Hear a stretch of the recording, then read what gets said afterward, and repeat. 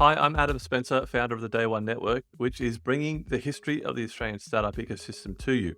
I believe in founders. It's why I do everything I do at Day One and our media company, W2D1 Media. And that's why the Day One Network exists, to create helpful content for founders. We've got some great shows in development, but a large part of what we do couldn't be done without support from our partners and sponsors. And I couldn't be happier than to be working with NTP, who get community better than any other technology recruitment company out there. A Newcastle company like mine, NTP are invested in seeing the growth of the local tech community in Newcastle, Sydney, and more broadly Australia. So thank you, NTP, for helping us bring helpful content to founders and the startup community in Australia. Back to the interview. Hi, I'm Adam Spencer, founder of the Day One Network, which is bringing the history of the Australian startup ecosystem to you. I believe in founders. It's why I do everything I do at Day One and our media company, W2D1 Media. And that's why the Day One Network exists, to create helpful content for founders. We've got some great shows in development, but a large part of what we do couldn't be done without support from our partners and sponsors. And I couldn't be happier than to be working with NTP, who get community better than any other technology recruitment company out there. A Newcastle company like mine, NTP are invested in seeing the growth of the local tech community in Newcastle, Sydney, and more broadly Australia. So thank you, NTP, for helping us bring helpful content to founders and the startup community in Australia. Back to the interview. Hi, I'm Adam Spencer, and welcome to Day One, the podcast that spotlights Australian startups, founders, and the organisations that empower Australian entrepreneurship. We go back to the beginning to tell the story of Australia's most inspiring founders and how they built their companies. You're listening to a special interview series as part of a documentary W2D1 is producing about the history of the Australian startup ecosystem. On the episode today, we have... Hi, I'm Bill Tai. I'm a venture capitalist based in Silicon Valley and one of the original investors in companies like Zoom Video and Canva.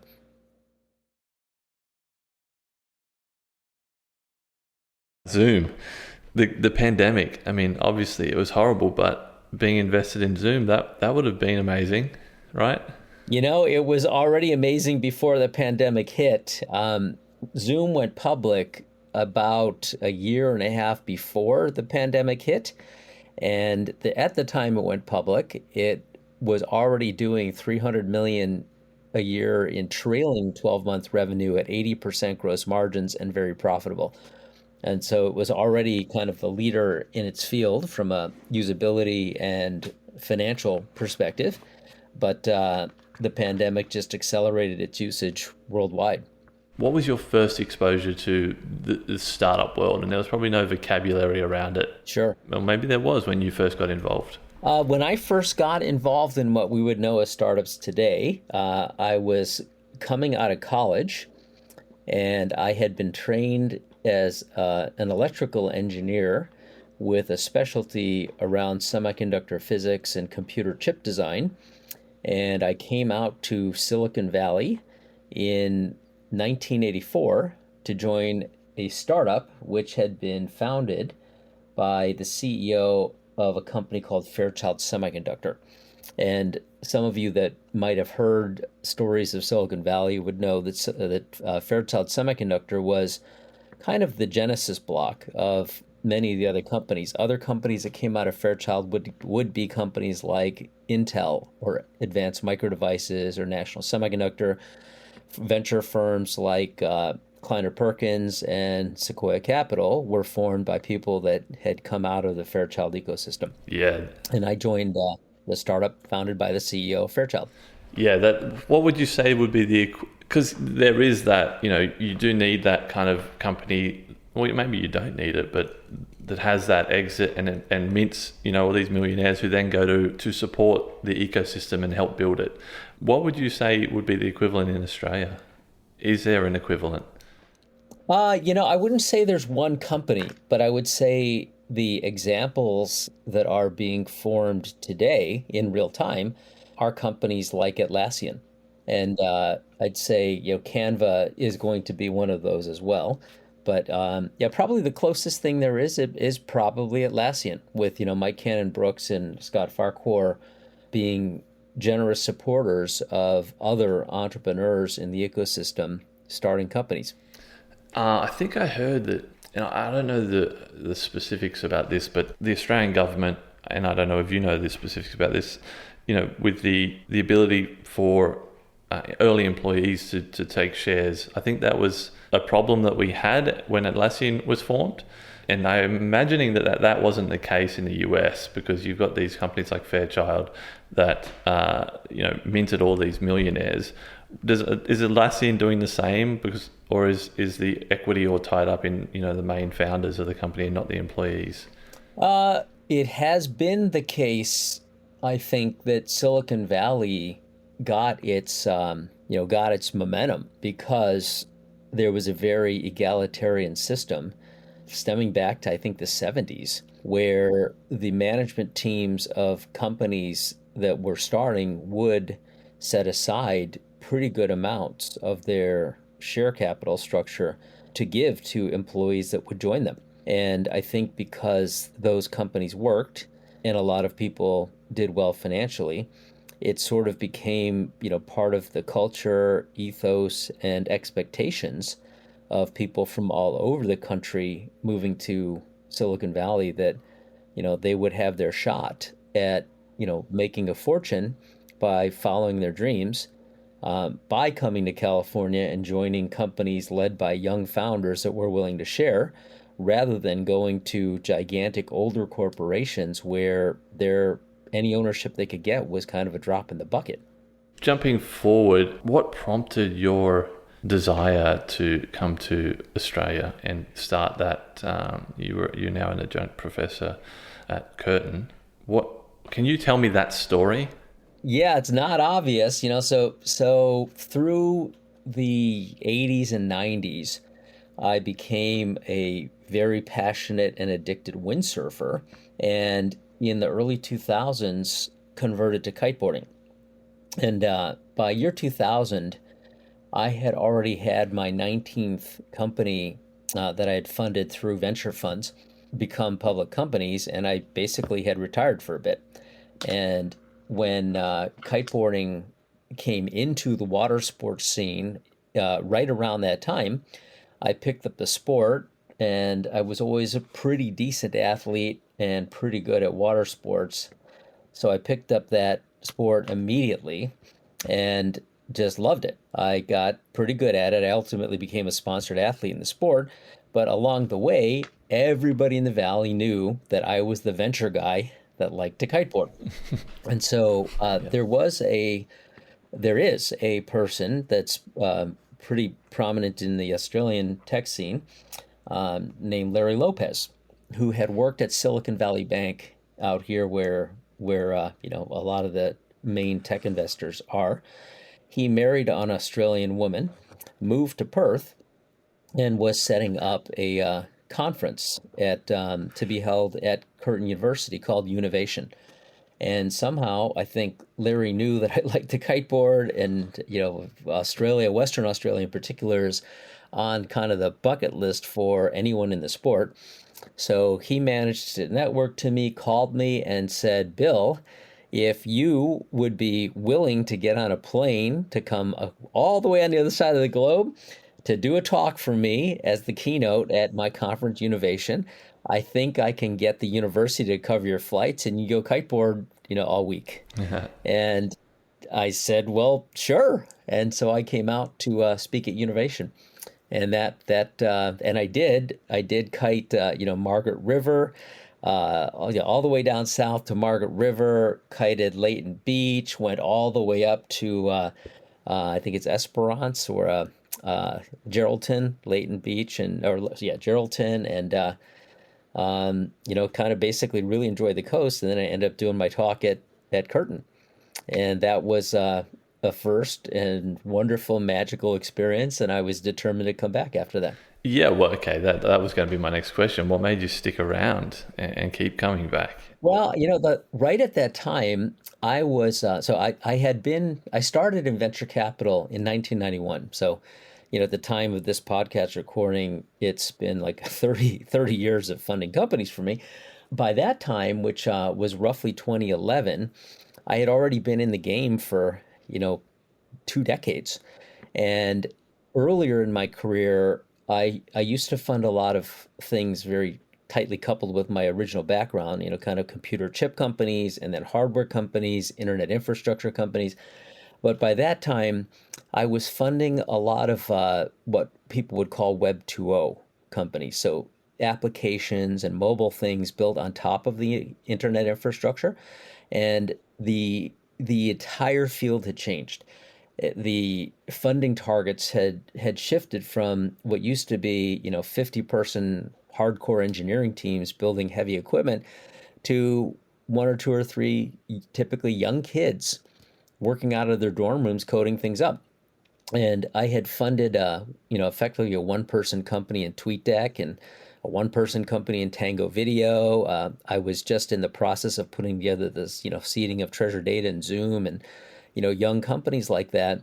And when I was at that conference with Larry, it just occurred to me that, wow, guys like Mark Zuckerberg, who had founded Facebook in a dorm room at Harvard, were moving to California. They were like, sole founders. I was funding a lot of sole founders, and I thought, you know what? Anybody can code something up in their dorm room, and I'll bet somebody in this audience is going to do the same thing. I should find out who that is. So at that conference, I ended up concluding that I should throw a little startup competition, bring a bunch of my friends, tech people from Silicon Valley that like to kite, to Perth to enjoy the water with me, and throw a contest. And that if we could throw a contest and provide a really fun prize, and in this case it was, we wanted to provide some free hosting, that maybe I'd smoke out a couple interesting people, and it worked. Who were those people? Can you remember who the companies were that you? Well, Larry, that's the trip, I think, where I met Melanie Perkins. Larry introduced me to, a young woman named Melanie Perkins, who showed up in a suit, who wanted to convince me to hear her out on what she was building. And she had at the time that company called Fusion Books that some people may have heard of. But that trip and the discussions with Larry, introduction to Rowan McDougall, ended up in me forming a contest with Larry and Curtin called the Western Australia App Awards. In that contest, we basically invited students from Curtin, UWA, ECU, and Murdoch to enter with ideas around mobile apps. And it was kind of more of a student kind of thing. But that contest ultimately grew in scope and size to include not just university students. It was renamed the OzApp Awards a few years after that, and then much later became the genesis block for what today is a worldwide startup competition that I helped start called the Extreme Tech Challenge, which now partners with 21 conferences around the world, draws about 4,000 entrants, and has produced a bunch of companies with good products and good momentum now. That's the one that at some point, I don't know if it still does, but culminated in a pitch to Richard Branson on Necker Island. Is that right? That's correct. Yeah, Richard Branson is also a very good kiteboarder. Of course, he lives on an island, so he's with wind, part of the year, so he's quite good at that. And I had been throwing kind of kiteboarding outings where a bunch of tech entrepreneurs would show up on Necker or hang with Richard and kiteboard. So that ultimately did become, at one point, part of the finals. So the Extreme Tech Challenge at one point was, it moved from sort of mobile apps to consumer technology in general, partnered with the Consumer Electronics Show, which is one of the world's largest electronics shows focused on consumer tech. We would hold the semifinals at the CES, Consumer Electronics Show, pick out kind of 10 companies among the pile of entrants, and then 3 of those would go on to pitch Richard Branson and a bunch of other very accomplished judges on Necker Island, kind of a one-year cycle. That contest would be annual. held annually, and it was it's quite a blast. More recently, I've pivoted that contest to partner with the United Nations Sustainable Development Goals. So rather than just being a kind of commercially driven, it's now a contest that draws thousands of companies who are focused on building products that are good for the planet and its people and the environment that can do well, profitably do well, also while doing good for this world. I want to rewind to that kiteboarding and Melanie Perkins story just for a second. What were your first impressions of her and the pitch? Because you were an early investor in Canva. Yeah, so I found her to be very, just a kind of a strong person. She seemed to have a lot of, like spunk, a kind of a great spirit, very fearless, and she had a fascinating and big idea. During that kind of couple-year period, I was also very convinced that changes occurring to internet infrastructure, meaning what we today call the cloud, were going to change fundamentally a lot of industries. And in the 94, 95 timeframe, I had founded an internet service provider that ultimately shifted to become a data center company, and we had data centers in 10 countries throughout Asia. So I had a lot of insight into the cost structure of those kinds of businesses and the kinds of things you could do in the more current era with things like Amazon Web Services and the ability to spin up servers and store things in the cloud versus locally. And as she described to me what she wanted to do, it struck me that the cloud was going to change design in the same way that it was going to change video. I was about to fund Zoom and other kinds of things. So cloud Hadoop was Treasure Data, cloud video was Zoom, cloud design would be Canva. And there were very large companies in each of those spaces that I thought were vulnerable because their business models were higher costs and not as scalable. And in this particular space, Adobe at that time was worth about $30 billion. And the problem that you've heard Melanie describe often, meaning that, at the time you would have to pay thousands of dollars for a bunch of software that was delivered to you in a box on a CD-ROM, load it up, and then take classes for thousands of dollars for weeks to learn how to use it. That just made no sense to me, as explained by Melanie. And it made a lot of sense to me that you could see products coming through your browser at that point that were more modular, more incremental, that could be fully loaded with a ton of features coming at you later as you learn the product through the web. And so when she described what she wanted to build, to me, it just made a lot of conceptual sense. And I think my only question to her was, can you build this? And she's not technical in that way. She's not a coder. So she said, no, I'm not the person that can build this myself. Can you help me find that? And that turned into a conversation about, can you help me find a technical co-founder? I said, hey, if you're ever in California, look me up. If you can find somebody good to help build this, I might fund you. And that's how that dialogue started and ultimately concluded with us together leading down a path to find a technical co-founder who was great and is great. Did you have a hand in the introduction between her and Cameron? Yes. Well, indirectly, yes. So when she did come out to California, I did make a bunch of introductions to people that I knew were in kind of like CTO circles. And the main one that ended up being productive in this case, and I think several others ended up investing in Canva too, but the main good lead was an introduction to Lars Rasmussen. I had thought of Lars because Lars had built Google Maps in Sydney. And people may not know that story, but he had a wife at the time, or a girlfriend or wife, that was not able to get a visa to enter the United States. So he moved from the Netherlands to Sydney and started a company that was acquired by Google to become Google Maps. And over the course of years, built up an engineering team of hundreds, launched Google Maps, Google Wave, a bunch of other enterprise search-related products, and had a big base of, talent there. So I thought immediately, wow, Lars probably, if there's anybody that might have a good person in their Rolodex, it's going to be Lars. And it so happened that he had been trying to get me to fund a company that was going to compete with Gmail. It was a smoother, slicker, nicer email client in a company that at the time was named Fluent. And Cameron Adams was one of the co-founders. Another friend of mine was running Gmail.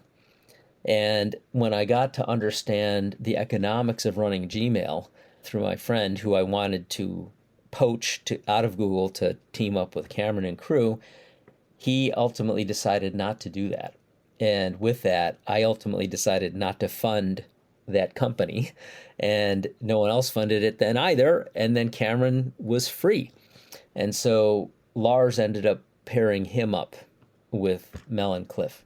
Yeah, I love how this, because I've interviewed Cameron and a bunch of other people from that from the Wave team, and I love how this story is fitting together. Yeah. Like, I'm always thinking about how I'm going to make this documentary work, and I just love it when there's stories like this that are told, and it just kind of it's like a puzzle that just fits together nicely. Why did you want to become an investor, and what do you think, like what makes you so good at it? So I remember when LSI Logic, when I looked at, that first startup that I was at, it became a public company. And when I looked at the IPO prospectus, I saw that there were, all the executives in the company that I knew, like the CEO, the VP of marketing, et cetera, who had good stakes in the company. And there were a couple of other folks that I didn't know that had very big stakes in the company. One was Don Valentine through Sequoia Capital, who was on our board. The other was Tom Perkins of Kleiner Perkins, who was also on our board. And I was like, well, how did they, get those stakes? And then I started to understand what they did to fund the company, help build the teams, and help guide the business. And I thought, oh, that's interesting. And that was my first exposure to, what is a venture capitalist? Like, what do they do? What are their roles? And then later I had gone to Harvard Business School. And when I got out of Harvard, I started to get more into the financial side of building businesses and decided that I wanted to, to go do that. And so I was still interested in starting companies, and I still do start companies now on occasion. But I found venture to be a wonderful platform for me because I have a kind of a broad purview. I can see a lot of things. I meet a lot of people. It's just my personality is quite gregarious. And I was able to leverage kind of, natural interests and curiosity in what's coming next with the mapping of people and teams to meet those markets. And I had enough, working knowledge of finance to know how to put these things together. So that's how I kind of got into it. And over time, I think it's just, I've been doing this for so long. A lot of the entrepreneurs I fund, I've been doing venture longer than they've been alive. Wow. You're in a very unique position to have seen like the growth and evolution of the US ecosystem, and also coming here in the early 2010s, seen a lot of the Australian ecosystem evolve. Can you draw any parallels or just make any comments on the observations you've made between the differences between the two ecosystems? Yeah, well, I can tell you that, when I had been to Australia like on vacations before, to Great Barrier Reef and some other places. But when I got to Perth and was in that university setting with Larry, having just been, out on the beaches, I think I said to Larry, I said, Larry, this reminds me of what California must have been like 20 or 30 or 40 years ago. Except, I said, it has some advantages. I said, if you took California and you turned the gray water turquoise blue, you turned the brown sand beaches to white sand beaches, and you raised the air temperature by about 10 degrees, that's what you'd have. And I said, this place just rocks. I said, I love it here. And the spirit felt very open to me in terms of, kind of a lot of young people, because I was at the university setting, that, just wanted to go and make their mark. And I think there were different kinds of industries, kind of more natural resource mining in Perth and California, which at the time had, when I came out to California, it was mostly orchards with some defense companies. But I thought, you know what? There's no reason that you couldn't have a good startup ecosystem here. It just feels right. It feels like the environment's right. A lot of the bigger companies today actually do testing. Like, Apple, before they launch products, will test them first in Australia and New Zealand because the demographics and usage are similar to the bigger Western markets, and they can do it in a contained way. So I said, why couldn't you just try it out here, and see what might happen? And when we threw that first startup competition, and I remember telling Rowan, I said, "Hey, Rowan, look, I don't know what's going to happen, right? We could never guess whether we're going to get 5 entrants or 20 entrants or 100 entrants, or if they're going to be any good. But if there's ever a time to do this, it's now." And so Rowan took a shot. He took a chance on it, and we launched that contest. And lo and behold, it worked.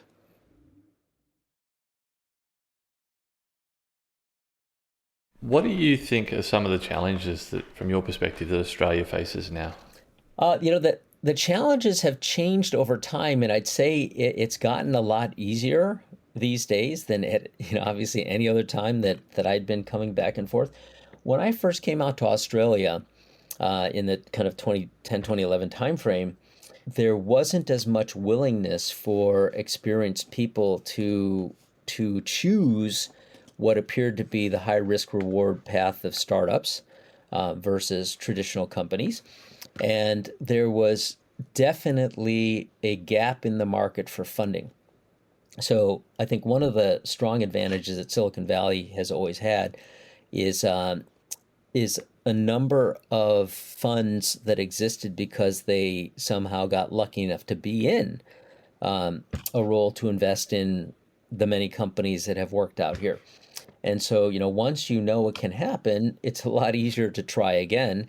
And it's, getting past that first bump that matters. And I think that when I'd come out, Atlassian was still not yet a public company. And there wasn't yet an example of an Australian-born and led company that was world dominating in its category. I mean, Atlassian was already kind of dominating its category, but was still relatively small, not yet publicly listed, so people didn't really know who it was. And so there wasn't the confidence that it could be done. And I think after Atlassian got public and Mike Cannon-Brookes and crew got better known, I think the world's liquidity and funding also kind of got better and better as interest rates have fallen over the years, and capital became more available and willing to experiment.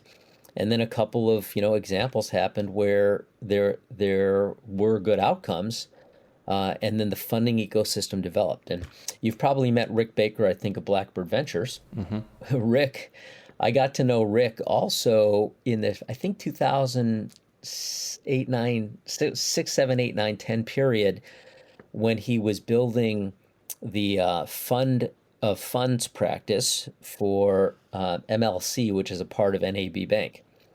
And what a fund of funds does is they basically aggregate larger capital, and instead of investing directly in startups, they'll invest in venture funds that then invest in startups. So Rick was building up his practice by picking out leading Silicon Valley venture firms to fund.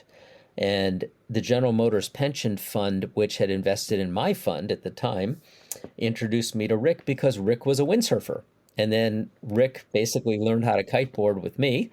And then over the years, he left and started Blackbird, and I may be one of the, I'm pretty sure I'm either the first or second or third person that committed to put money in his fund. So my DNA is a little bit in that ecosystem too. Rick and I ended up funding a couple of startups, Posse, Shoes of Prey, Canva. I think we're together, we're the first investors in Safety Culture. So that pairing, he's been great because I needed help from somebody that understood the ways of Silicon Valley, but that was local in the Australian ecosystem, which is why I was very happy to write a check to Blackbird when they got started. So I guess I've rambled a bit, but I'd say the things that have changed. There are now examples to inspire people that can tell them, hey, it can be done, to give them their confidence, to take the first steps. The layers of early stage funding beyond seed now exist, and there are a lot of other resources available to young people. It doesn't have to be young people, but often it's young people. There's a lot of resources available to the people starting companies through the variety of communities or startup accelerators like, Space Cubed or York Butter Factory, or, the Startup Australia groups in Sydney. Do you think we're on the right track? And like, what's next? What do you think needs to happen next for us to kind of get to that next level? Yeah, I do think, the Australian startup economy is on the right track. I think a lot of things had to shift to allow it to even exist beyond the things I described. I think if you think about the progression of technology waves that people can try to ride, the foundational waves around, designing a computer chip and creating what became Silicon Valley, that's a very different game than building a Canva or an Atlassian. You need hundreds of people that are trained in semiconductor physics and computer design in certain key fields, and they kind of in that era had to be in one place. And so I think in that era, what would happen is people with that kind of skill or talent or knowledge would leave wherever they were and move to California to go build these computer chips, because that's the only place you could do that. And then as that wave kind of matured, and then you could build computer products and communication systems like routers and switches and hubs, and then build internet. That also was largely a heavy team, heavy capital business model that existed pretty much in Silicon Valley. And then I think once that infrastructure was built out and you could access it from anywhere through a browser, then the game changed. So when I was talking about, funding any kid in a dorm room, Mark Zuckerberg was evidence of that. While he did pick up to move to California, he didn't necessarily have to. It was better for him because it was easier to scale a business in California than other places. But I think the startup part of getting a business off the ground became frictionless and abstracted once the World Wide Web got built out for that kind of business. It's still likely the case that it's quicker to scale a company in California because there are hundreds and hundreds of thousands of people that had already done what you want them to do at companies like Yahoo and Google and Facebook and you name it. Those kinds of ecosystems for scaling are not yet super mature in other countries. But I think getting them off the ground and growing them at lower cost structures in nice, environments like Australia has proven to work. The cultures and cost structures at Atlassian and Canva are great and very sticky. It might take a little bit longer to deliver on things, but if they're started right, those teams can still win. So I think things have been falling into place. Yeah, when you say other countries aren't as mature as Silicon Valley, what needs to happen? Is it just time? Is it just successful exits and reinvesting back into the ecosystem to help it grow to get to that maturity level? Well, it yes and no. I think those things are kind of like there's the necessary and there's the sufficient kind of what's necessary versus sufficient, and I think those kinds of things are necessary. I think the other thing that has to happen, that has to continue to happen, is the entrepreneurs have to be on the right wave, right? So I think where things differ, I'd say, are things worked out in Australia because of the confluence of cloud, mobile, internet access, those kinds of things put Australia on equal footing with respect to starting companies in the sweet spot of what could grow at the time that it did. I think now going forward, there's a big push, at least at the time of this podcast, around blockchains, cryptocurrencies, and NFTs. And so I'd say if there's a lot of intellectual curiosity from the entrepreneur crowd to stay at the leading edge, to be where others are not yet or at parity with other areas that are coming into a space, then there's a shot. But you cannot be behind a wave and ride it. So I think it's a combination of the things that we talked about, plus putting yourself in the right place. That's a great analogy. You can't ride the wave if you're behind it. I'll add on to that because I do, as I give talks on this subject, I do use the analogy of surfing a lot because I think, and particularly in Australia, everyone's tried to surf probably. And so, if you think about, your surfboard is your resource as a startup, you're paddling out into the water, and if there are waves, you can either be in front of one by a lot, or be on it, or you can be behind it. And if you're behind it, there's no possible way to paddle up the back and drop in, and someone else is already there. So you can't be late. If you're too far out in front and you paddle too much, you're just tired when the wave actually comes. So, I use this phrase, being early is a lot like being wrong. Feels a lot like being wrong. And then I'd say if you time it right and you see the wave coming, all you have to do is paddle once.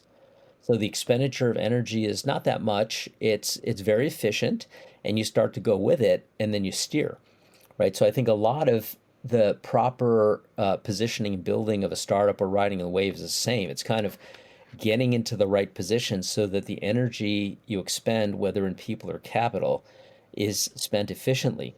And if you can do that right, you're going to be fine.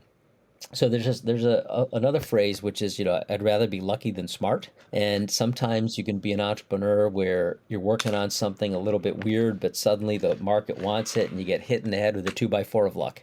And by the way, that happens a lot in Israel, where you have a lot of defense spending on arcane, interesting, powerful technologies, and then suddenly they find a home in a market. But rather than relying on luck I'd rather be lucky and smart than smart. I always say, well, being smart is putting yourself in the path of luck.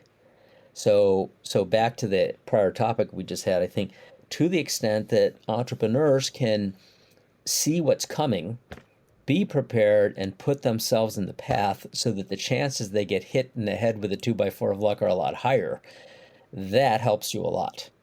And I think, in a way, that's what Melanie did.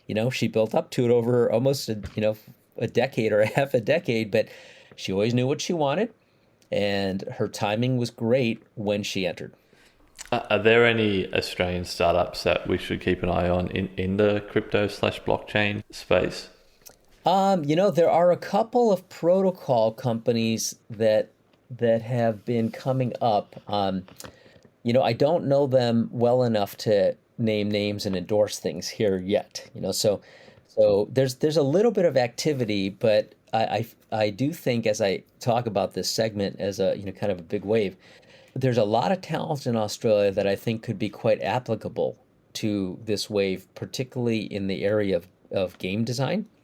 Because there's a lot of kind of studio work that gets done to develop video games and online games and things like that. And there's quite a crossover of online game activity and the metaverse. And what with Facebook's recent renaming, that's kind of a sign, right? I mean, there are communities online, whether they're playing games or not. You can call them metaverses, or you can call them, online communities or online games or whatever. But venture is entering a phase now where folks like me are not just looking to fund a product. We're looking to fund what can be a microeconomy or a virtual nation. You look at things like Roblox. Yeah, that's an online game, but it's really an economy, right? It's people around the world that are borderless that transact and have economic activity, and that's where they make their money. So I think a lot of the big hits that we will see for the next 10, 15, 20 years are going to come out of that transition towards funding virtual nations, communities, metaverses, economies, as opposed to a product. I'm really interested in that space myself.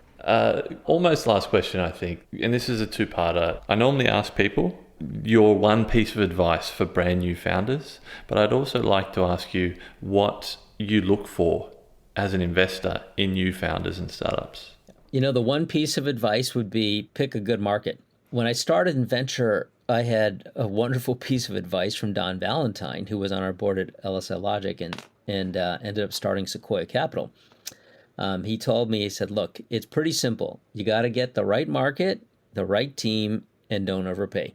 And if you think about each of those components, he said, if you get a bad market and a great team and infinite money, you'll lose money every time. So just make sure that you're in a good market that's, coming and on time and big.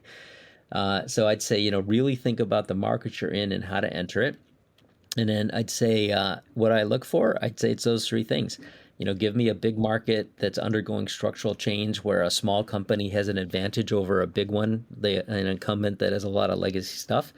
And then give me an entrepreneur that has good judgment. And if those two exist, the money will always come. So the financing risk of projects, you can deal with that if you have the other risks contained, right? So if you think about starting a company, you have market risk, management risk, funding risk. If you have a great market and a great team, the money will always come, as long as it's not overpriced. Like it's a kind of self-imposed issues if you have funding risk in that kind of a situation. But if you have a bad market, even if you have a good team, it's sometimes hard to raise money, right? So you really need a great market, great team. Keeping in mind that we're really trying to create a documentary here that will holistically and honestly tell the history of the Australian startup ecosystem. I want founders, academics, investors, policymakers, people from all corners of the ecosystem to listen to this story. What do they need to hear from Bill Tai? Yeah, I'd say the world is changing all the time, as we know. And I think what we're experiencing today is the deconstruction of the structures and, kind of the big company model that has existed for the last 100 years. And we're moving from an economy of digging things out of the ground with big capital equipment to moving ones and zeros around screens. And the granularization of the economy is right in front of us.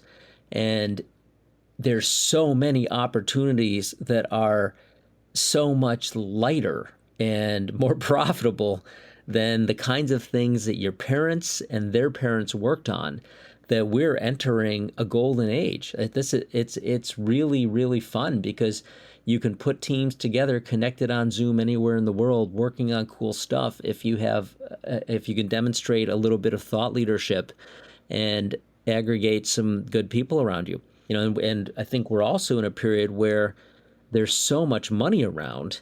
It feels hard to get it as a startup until you've got a little traction, but it's there.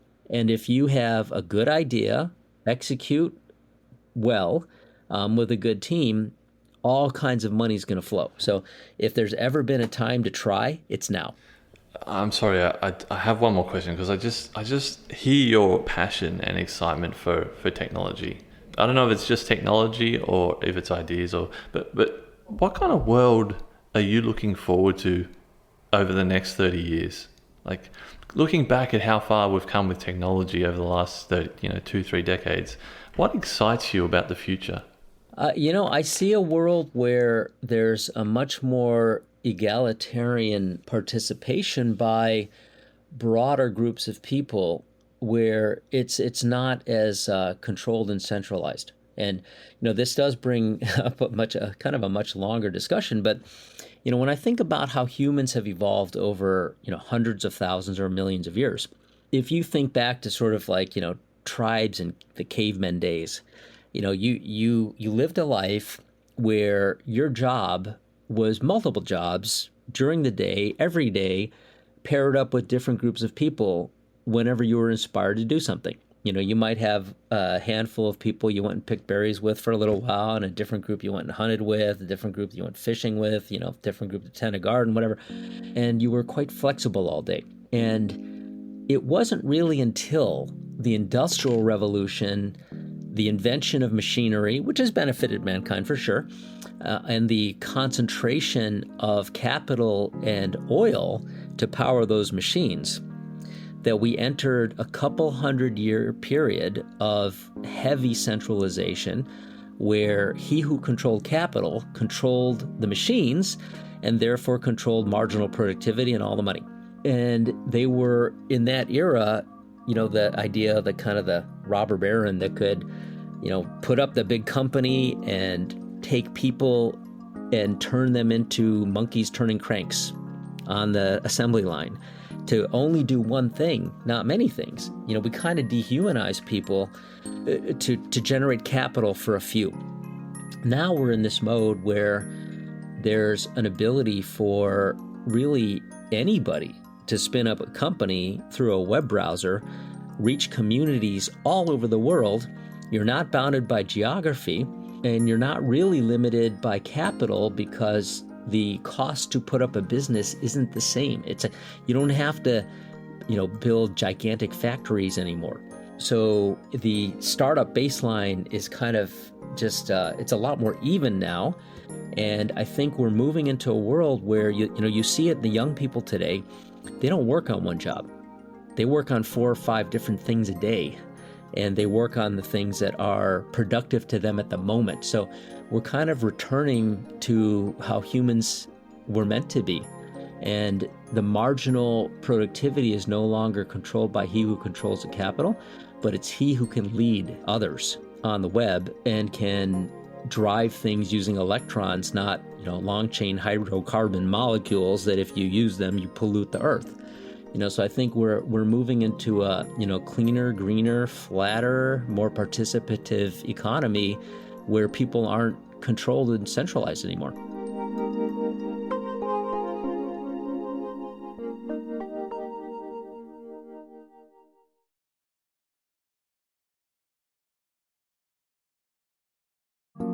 I hope you enjoyed that interview. More interviews are on the way. Follow the podcast wherever you're listening right now. Stay tuned for more interviews with many, many more amazing people from the Australian startup ecosystem. Thanks for listening, and see you next time.